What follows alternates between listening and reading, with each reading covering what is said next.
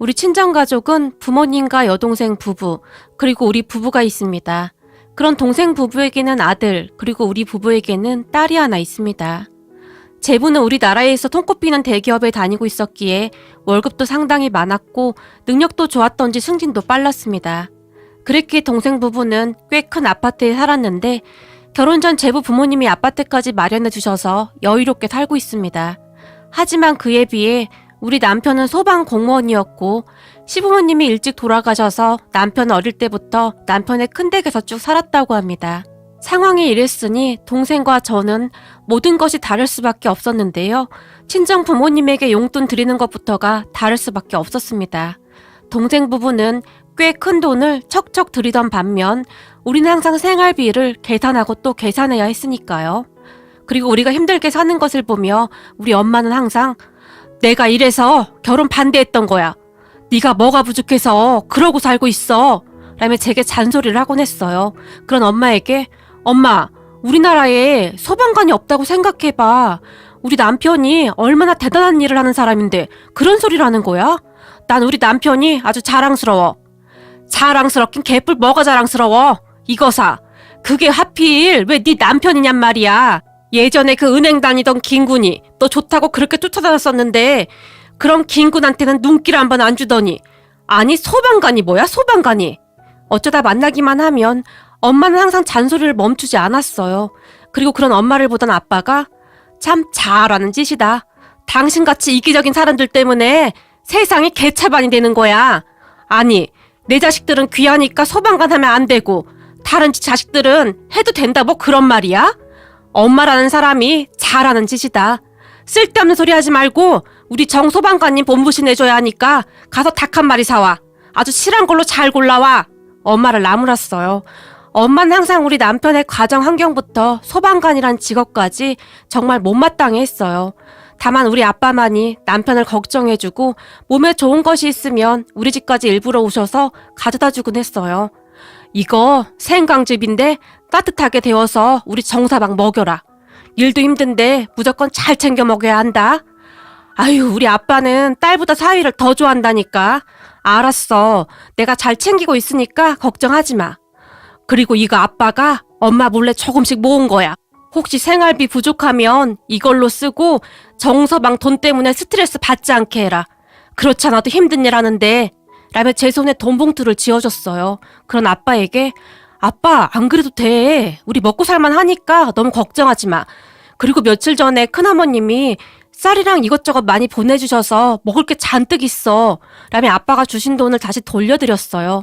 정서방이 부모 복은 없어도 큰아버지 큰어머니 복은 있나 보구나. 어쩜 그렇게 잘 챙겨주시는지 내가 항상 고맙구나.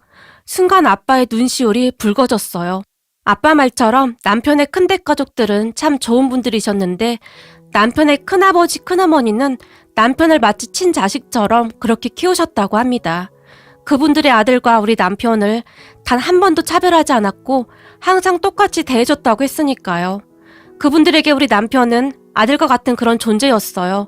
그리고 그런 남편의 큰댁 가족들에게 우리는 항상 감사한 마음이 가득했습니다. 그러던 어느 날 엄마 생신이어서 가족들이 친정에 다 모였는데 최서방 이 비싼 걸 뭐하러 샀어? 이거 엄청 비쌀 것 같은데? 라고 말을 하던 엄마의 입이 귀에 걸려 있었어요. 엄마 생신 선물로 제부가 엄청 좋은 안마기를 사서 보냈던 모양입니다. 별 말씀을요. 장모님이 좋아하시니까 오히려 제 기분이 더 좋네요. 어깨에 힘이 잔뜩 들어간 제부가 엄마에게 말했고 자네는 어쩜 그렇게 말 한마디 한마디를 예쁘게 하는 건가? 내가 자네 얼굴만 보고 있어도 기분이 좋아진다니까. 안마기 선물에 이미 입이 벌어질 대로 벌어진 엄마가 입에 침이 마르도록 제부를 칭찬했습니다. 그렇게 잠시 후에 우리 남편이 장모님 생신 축하드립니다. 엄마에게 봉투를 건넸지만 그래 고맙네 라며 엄마가 건성으로 대답했어요. 우리 엄마는 그렇듯 항상 우리 남편과 제부를 비교하곤 했었는데 우리 남편은 그저 괜찮아 라는 말만 할 뿐 항상 웃고 말았어요. 하지만 저는 그런 엄마에게 불만이 쌓여가고 있었기에 되도록이면 친정에 가지 않았어요. 거기다 매사 엄마가 그렇게 행동을 하니 여동생 부부도 우리 남편에게 함부로 하곤 했었는데 여동생 부부는 우리 남편을 아예 없는 사람 취급을 할 정도였어요. 어느 날은 제부가 형님, 저 정말 궁금해서 그러는데요. 소방관은 월급이 어떻게 돼요? 제가 들어보니 엄청 작다고 하던데 그 월급으로 어떻게 생활이 유지되는 거예요? 정말 대단하세요. 우리 남편에게 물었어요. 좀 작긴 하지만 우리 집사람이 살림을 워낙 잘해서 그냥저냥 먹고 살만해. 그 적은 돈을 쪼개서 쓰니까 처형이 제대로 된 옷 한 벌 못 사 입잖아요. 처형 보고 있으면 참 안 돼 보여요. 볼 때마다 맨날 같은 옷만 입잖아요. 그러게 나도 그 부분은 좀 미안하게 생각하고 있긴 해. 남편이 멋쩍은 듯이 웃고 있었고 옆에 있던 제가 제부를 보며 옷만 번지름하게 입고 다니면 뭐해. 속이 텅텅 빈 강정인데. 진짜 있는 사람들은 그렇게 티내고 다니지도 않아. 그리고 우리 그렇게 못 살지 않아. 큰어머님이 수시로 챙겨주시기도 하고 크게 힘들지 않으니까 제부는 신경 꺼. 에이, 큰아버지 큰어머니가 친부모도 아닌데 그렇게 챙겨주는 게 말이나 돼요? 그러게 친자식도 아닌데 항상 챙겨주시더라고. 라며 제가 제부를 노려봤어요. 엄마가 그러니 동생 부부도 항상 우리 남편에게 함부로 하곤 했는데 그런 동생 부부가 항상 괘씸할 수밖에 없었어요. 하지만 남편은 그런 가족들을 별 상관도 하지 않았는데 자신이 하는 일에 대해 항상 자부심이 대단할 뿐이었어요. 어느 날은 일을 마치고 돌아온 남편이 화장실에 들어가서 한참 동안 나오지 않았어요. 소방서에서 무슨 일이 있는 날이면 남편은 화장실에 들어가서 오랫동안 나오지 않았는데 아니나 다를까 한참 후에 나온 남편의 눈이 빨갛게 충혈돼 있었어요. 그런 남편을 보며 당신 무슨 일 있었어? 제가 물었고 내가 조금만 더 빨리 갔더라면 그 어르신을 구할 수도 있었는데 근데 내가 너무 늦었어. 그 어르신이 그만. 말을 하던 남편이 괴로운 듯 머리를 감싸 안았어요. 아무래도 구조가 잘 안 된 모양이었어요. 당신 잘못이 아니잖아. 당신은 최선을 다했잖아. 라며 제가 남편을 위로했지만 그 뒤에도 남편은 한동안 힘들어했어요. 그런 남편을 보며 어쩌면 남편은 소방관을 하기엔 너무 여린 성격은 아닌가 하는 생각마저 들었는데요. 빨리빨리 털고 일어나야 했는데 남편은 그러지를 못했거든요. 하지만 남편은 항상 최선을 다했고 집에 들어오면 지쳐 쓰러져 자곤 했어요. 그런 남편의 얼굴은 항상 초췌해 보였지만 남편의 눈동자만은 항상 또렷했고 언제 어디서나 빛이 나곤 했어요. 남편을 처음 만났을 때 그런 남편의 눈동자에 반해 결혼까지 했던 것이었는데 저는 그런 남편의 또렷하고 선한 눈동자가 여전히 너무나 좋기만 합니다. 남편은 그 또렷한 눈으로 항상 주변을 둘러보곤 했었는데 어느 날은 남편 흉무에 마트로 쇼핑을 하러 가던 중 어떤 할아버지 한 분이 길을 걷다가 갑자기 쓰러진 적이 있었어요. 그 순간 남편이 제게 119에 신고해! 라고 말을 한 뒤 급히 차에서 내려서 심폐소생술을 했습니다. 그리고 남편 덕분에 잠시 후 쓰러졌던 할아버지의 의식이 돌아왔고 곧 도착한 119 구급차에 태워 보낸 적도 있었어요. 남편은 언제 어디서나 도움이 필요한 사람들을 도왔는데 그런 남편을 보며 도대체 그러한 신념은 어디서 나오는 것일까? 라는 생각이 들었어요. 남편은 항상 몸이 먼저 반응했는데 분명했던 것은 남편은 다른 사람과는 정말 많이 달랐습니다. 그런 남편을 보며 소방관이란 일을 하려면 그 정도의 신념은 있어야 하는 것이구나 라는 생각을 할 정도로 남편은 자신의 일에 확고한 신념을 가지고 있었습니다. 그러던 어느 날 기가 막힌 일이 일어났는데요.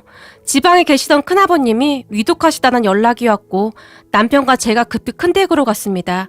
사실 큰아버님은 평소 앓고 있던 지병이 있으셨는데 그 지병이 더욱 심해진 듯 했고 병원에서는 마음의 준비를 하라고 말했어요. 그 말에 가족 모두 그저 넋을 잃고 눈물만 흘렸습니다. 그러다가 얼마 후 큰아버님이 결국 돌아가셨고 남편에게는 부모님과 같은 분이셨기에 남편의 슬픔을 이루 말할 수 없을 정도로 엄청났던 건 말할 것도 없었고 제 눈에서도 쉴 새 없이 눈물이 흘러나왔습니다. 그렇게 가족 모두 슬픔 속에 장례를 치른 뒤 며칠 후에 큰아버님이 남편의 사촌형과 우리 부부를 조용히 불렀습니다. 그리고는 니들 아버지가 돌아가시면서 남긴 유언장이다 라고 말씀하시면서 저희에게 큰아버님의 유언장을 보여주셨는데 그 유언장을 보던 우리는 깜짝 놀랄 수밖에 없었어요. 그 유언장에는 재산 상속 관련 내용이 작성되어 있었는데 큰아버님에게는 꽤 많은 재산이 있었어요. 남편의 사촌형이 서울에서 부동산 관련 일을 하고 있었다는데 큰아버님과 함께 이리저리 부동산 관련 투자를 꽤 많이 했던 모양입니다. 그렇게 꽤 오랜 시간 재산을 많이 불리셨던 모양인데요. 그중 일부를 우리 남편에게 상속한다는 내용이 적혀 있었어요. 그 말에 우리 남편이 아니, 이걸 왜 저한테 상속해요? 엄연히 형이 있는데. 놀라서 물었어요. 그런 남편을 보며 큰어머님이 누가 너한테 다 상속한대? 둘이 반반씩 상속한다고 적혀있지 않니? 조용히 말했어요. 전 괜찮아요. 제가 무슨 자격으로 이걸 받아요? 제가 친자식도 아니고 그동안 키워주신 것만으로도 감사한데 무슨 유산까지 상속을 받아요. 난 진짜 괜찮아요. 라며 남편이 거절했어요. 네 큰아버지는 너한테 다 주고 싶다고 할 정도였어. 네 아버지가 우리한테 어떻게 했는데? 라고 말을 하던 큰어머님이 뒤를 돌아 눈물을 훔치셨어요. 그리고 잠시 후에 놀랄만한 이야기를 시작하셨는데요. 남편이 어렸을 적에 큰 댁에 불이 난 적이 있었다고 합니다. 그때 당시에는 다 같은 동네에 살고 있었다고 하는데요. 그날 하필 남편의 사촌형만 혼자 집에 있었고 동네 사람들이 안에 상처리가 있어! 어쩌면 좋아! 라며 발만 동동 굴렀다고 합니다. 그 순간 남편의 아버지, 그러니까 저한테는 시아버님이시죠. 시아버님이 앞뒤 볼 것도 없이 불길 속으로 뛰어들어가서 홀로 있던 남편의 사촌형을 구해냈다고 하네요. 그 바람에 사촌형은 살 수 있었지만 시아버님은 큰 화상을 입게 되었고 얼마 안 가서 돌아가셨다고 합니다. 시아버님은 돌아가시기 전까지도 상철이는? 이라고 물어볼 정도였답니다. 그때 당시 남편은 시아버님과 둘만 살고 있었다고 하는데 시어머님은 남편을 낳고 얼마 지나지 않아 돌아가셨다고 했으니까요. 그렇게 남편은 혼자가 되었고 그 뒤부터 큰댁에서 살게 되었다고 합니다. 그랬으니 큰댁 가족들은 남편에게 항상 미안한 마음이 가득했던 것 같아요. 우린 너한테 죄인이나 매 한 가지다. 너한테 항상 미안할 뿐이었어. 그날 서방님 아니었으면 우리 상철이는 지금 이 자리에 없었을 거야. 그런데 그까짓 돈이 뭐가 그렇게 중요하겠니? 그런 너와 나누는 건 당연한 거야. 그러니까 미안해하지도 말거라. 큰어머님이 남편의 손을 꼭 잡으며 말했어요. 그리고 옆에 있던 아주버님도 엄마 말이 맞아. 아버지 살아계실 때 그렇게 하기로 우린 이미 얘기 다 끝냈어. 그러니까 다른 말 하지도 말고 우리가 하자는 대로 해. 라며 단호하게 말했어요. 우리는 그렇게 큰아버님의 유산을 상속받았는데 그 돈은 생각보다 꽤 큰 돈이었고 아주버님이 이것저것 많은 조언을 해줬어요. 덕분에 그 뒤 우리 생활은 더욱 나아졌고 우리는 조금 더 편히 살 수가 있었어요. 그러던 어느 날 제가 남편에게 그래서 당신 소방관이 됐던 거야? 제가 어렵게 말을 꺼냈어요. 그렇지. 아버지 영향을 받긴 받았었지. 그때 아버지가 눈을 감기 전까지 사촌형의 안부를 물었는데 형의 멀쩡한 모습을 확인하고 나서야 편히 눈을 감으시더라고. 그때는 그런 아버지를 이해하기 힘들었었는데 아무래도 그때의 그 모습이 내 머릿속에 깊숙이 박혀 있었던 것인지 어느 순간부터 내 꿈은 소방관이 되었어. 물론 내가 소방관이 되겠다고 했을 때 큰아버지 큰엄마가 나를 붙들고 울고 불고 난리를 치셨지만 아마도 소방관은 내 운명이지 않았을까 싶어. 난 말이야. 불길 속을 헤치고 들어가서 사람들을 무사히 구해낼 때가 제일 행복해. 그렇게 무사히 나온 사람들이 가족들 품에 안기는 모습을 보면 그렇게 행복할 수가 없어. 물론 그렇지 못할 때도 있긴 하지만 우리 소방관들은 매 순간 최선을 다하고 있어. 화염 속에서 우리를 간절한 마음으로 기다리는 사람들을 생각하면 우리 소방관들의 마음은 초조하고 다급해져. 그리고 그 순간 우리는 죽음 따위는 생각할 시간도 없이 그냥 그 속으로 뛰어들어가는 거야. 우리 소방관들을 애타게 기다리고 있는 사람들을 위해서 말이야. 물론 누군가는 소방관이란 직업을 좋지 않게 생각하는 사람들도 있지만 난 그렇게 생각하지 않아. 모두가 위험하다고 하지 않는다면 누가 하겠어? 남편이 조용히 말했어요. 그런 사명감이 없다면 어떻게 감히 소방관을 할 수가 있을까요? 남편의 말에 많은 것을 느끼게 되었습니다. 그런데 그 뒤 우리가 꽤 많은 유산을 받았다는 소리를 듣고 동생 부부가 한 걸음에 우리 집으로 찾아왔습니다. 언니, 엄마가 그러던데 형부 큰아버님한테 유산 받았다며. 사실이야? 친자식도 아닌데 그렇게 많은 유산을 줄 리가 없잖아? 엄마가 잘못 알고 있는 거지? 집 안으로 들어서자마자 동생이 제게 따지듯 물었어요. 아니, 맞는데? 우리 큰아버님이 아주버님이랑 네 형부한테 딱 반절씩 나눠주셨어. 근데 그게 뭐가 그렇게 잘못된 거니? 지금 이 시간에 우리 집으로 뛰어올 정도로? 제가 동생 부부를 번갈아 가며 바라보며 물었어요. 그게 도대체 얼만데? 동생이 다시 물었고 글쎄 니네 아파트 가격이랑 비교도 안 될걸? 거기다 아주버님이 안전하고 괜찮은 투자처도 알려줘서 거기 투자도 해놔서 아마도 더 괜찮을 거야. 라고 말을 하며 제가 제부의 표정을 살폈는데 제부의 표정이 아주 가관도 아니더라고요. 그럼 언니 이제 이사 가는 거야? 글쎄, 형부랑 상의해봐야 하는데 지금 이 정도 평수면 셋이서 사는데 큰 불편한 것도 없는데 굳이 갈 필요가 있나? 라고 말하던 순간 동생 부부의 표정이 어두워져 있었는데요. 특히나 제부의 표정은 아주 씹은 듯한 그런 표정이었어요. 아니, 친자식도 아닌데 어떻게 그런 유산을 줄 수가 있지? 뭔가 잘못된 거 아니에요? 잘 알아보신 거 맞냐고요? 혹시 사기 그런 거 아니에요? 제부가 흥분까지 한 채 제게 물었어요. 그런 제부를 보며 먼 눈에는 뭐만 보인다고 세상 사람들이 다 제부 같은 줄 아나? 제부, 돈 좀 있다고 사람 깔보고 그러는 거 아니야. 왜? 우리 남편 소방관이라고 그렇게 깔보더니 이제는 우리 남편이 좀 달라 보이나? 제가 제부를 노려보며 말했어요. 처형, 돈 좀 생겼다고 이제 말도 막 하시네요? 그러게, 나도 돈이 생기니까 어깨에 힘이 들어가네. 그러니까 앞으로 한 번만 더 우리 남편한테 막말하면 가만 안 있을 테니까 그런 줄 알아. 그리고 둘 다 그만 나가. 라며 제가 그 둘을 밖으로 내보냈어요. 그렇게 쫓겨나다시피 한 동생 부부가 씩씩거리면서 돌아갔는데요. 그런 동생 부부를 보는데 참 어이가 없더라고요. 거기다 더 어이가 없었던 것은 그 뒤 우리 엄마도 완전히 변했는데요. 며칠 후에는 몸에 좋다는 음식을 잔뜩 해서 우리 집에 왔는데 우리 정서방 힘든 일 하는데 잘 먹어야 하지 않겠니? 사위사랑은 장모라잖니. 그래서 내가 몸에 좋은 음식 좀 해왔다. 라며 엄마가 식탁 위에 음식들을 내려놓았어요. 엄마가 언제부터 정서방을 그렇게 신경 썼다고 그런 말을 해? 그동안 정서방한테 그렇게 모질게 해놓고는 이제 와서 왜 이러는 거야? 다 필요 없으니까 가지고 가.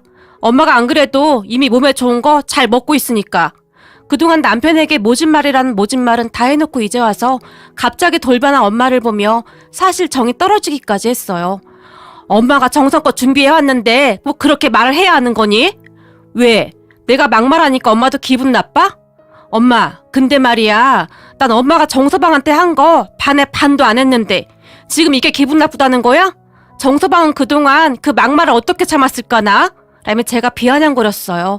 그리고 그런 제 말을 듣던 엄마가 이게 보자 하니까 돈 좀 생겼다고 유세인가 본데 애미한테 말하는 뻔세하고는 이거 사. 내가 나 혼자 잘 살자고 그랬어? 엄마가 제게 화를 내더니 쌩하고 나가버렸어요. 그런 엄마를 보며 저는 그저 바라만 보고 있었습니다. 사실 그동안 엄마가 우리 남편한테 몹쓸 말을 참 많이 했었고 저도 처음에는 이해하려고 했지만 어느 순간 너무 심한 막말도 서슴지 않고 했거든요. 그 뒤 우리는 친정에 자주 가지 않았는데 어느 날 남편이 장모님이 당신 생각해서 그런 건데 너무 그러지 마. 자식 가진 부모 입장에서야 다 그런 거 아니겠어? 라고 말했지만 그동안 그 모진 수모를 겪으면서도 그냥 웃고 말았던 남편을 보니 더욱 마음이 아팠고 남편의 말을 들은 척도 하지 않았어요. 그러던 어느 날 남편이 우리 아빠와 저를 데리고 어딘가로 향했어요. 어디 가는 건가? 아빠가 물었지만 가보시면 알게 될 겁니다. 이제 다 와갑니다. 라며 남편이 빙그레 웃을 뿐이었어요. 그렇게 잠시 후에 남편은 자동차 판매소로 들어갔고 장인어른, 나중에 돈 벌면 장인어른께 꼭 사드려야지 하고 차 한 대 받은 게 있습니다. 장인어른 차가 너무 오래돼서 걱정됐었거든요. 라며 우리 아빠에게 새 차를 선물했어요. 아니네. 자네 돈 생겼다고 이렇게 막 돈 쓰고 다니면 안 되네. 됐어. 그만 나가세. 라며 아빠가 나가려고 했지만 이미 다 계약했습니다. 라며 남편이 말했어요. 아니 자네 이런 쓸데없는 짓은 왜 하는 건가? 순간 아빠가 남편을 나무랐지만 그동안 장인어른이 제게 어떻게 해주셨는데요. 저 사실 부모도 없었고 그랬는데 장인어른은 항상 저를 따뜻하게 감싸주셨잖아요. 항상 감사했어요. 제가 언젠가는 꼭 사드리고 싶었는데 조금 빨라진 것 뿐입니다. 라며 아빠를 보며 활짝 웃었어요. 아니 뭘 이런 걸 다. 라며 아빠가 미처 말을 잇지 못했지만 아빠도 싫은 게 댁은 아닌 듯 했어요. 그리고 잠시 후 남편이 아빠에게 꽤 좋은 차를 사줬다는 것을 알게 된 엄마가 단단히 삐쳐서는 그래 잘 먹고 잘 살아라 라며 제게 화풀이를 했지만 우리 잘 먹고 잘 살게 라며 제가 전화를 끊어버렸어요. 그런 저를 보며 남편이 장모님한테 너무 그러지 마 라며 말렸지만 알았어. 근데 당분간은 나도 마음이 안 갈 것 같아. 그러니까 그냥 내버려둬. 남편의 말을 그냥 무시해버렸어요. 그 뒤 동생 부부는 우리와 아예 연락도 안 하고 지내고 있는데 둘이서 맨날 지지고 볶고 난리도 아니라고 하네요. 참 그게 뭐라고 우리에게 갑자기 돈이 많이 생겼다고 하니까 배가 아파 미치겠나 봅니다. 그리고 우리 남편은 지금도 열심히 소방관 일을 하고 있습니다. 물론 하루하루 힘든 일이지만 최선을 다하는 모습을 보며 우리 남편이 그렇게 자랑스러울 수가 없어요. 좋은 사연 보내주셔서 감사드리며 지금 이 순간에도 국민의 안전을 위해 보이지 않는 곳에서 묵묵히 항상 최선을 다해주시는 소방관분들과 구급대원분들께 항상 감사드립니다.